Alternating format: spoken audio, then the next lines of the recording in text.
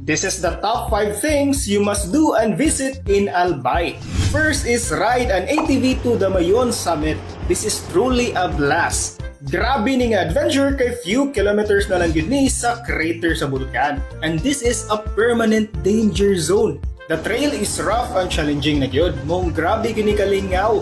Best time to go here is during sunrise kay naay clearing wag mo babag nga panganod sa view sa bulkan. Truly unforgettable gini samot nga nag-alboruto pa ang Mayon ani nga time. Since this is a danger zone, you need to book your tour to a legitimate nga operator like your brother's Mayon ATV Tour. Kay accredited ni sila to do this activity. Second is visit the Cagsawa Ruins. This is the topmost tourist attraction in Albay and you often see this in postcards. Mao ni ang simbahan nga natabunan sa pagbuto sa bulkan on 1814. Karon, perte ng daghanang mo bisita diri. Third, enjoy the sunset in the stunning giant Nuestra Señora de Salvacion Statue. This is located in one of their new diversion road. Grabe kanindot sa view diri that you shouldn't miss to take a photo. Ug perfect kayo i-ride diri during golden hour passing through this long stretch nga road nila. 4. Hike the Black Lava Front from 2006 eruption.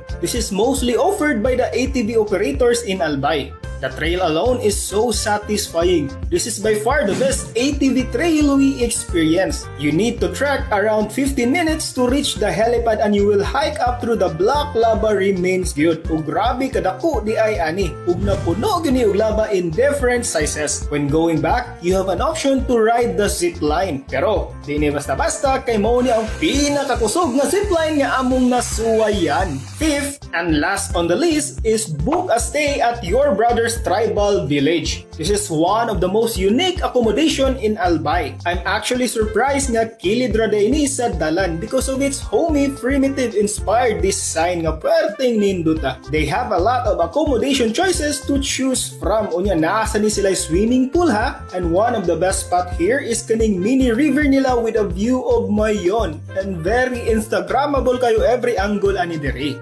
There you have it. Save this for your next Albay trip soon ha.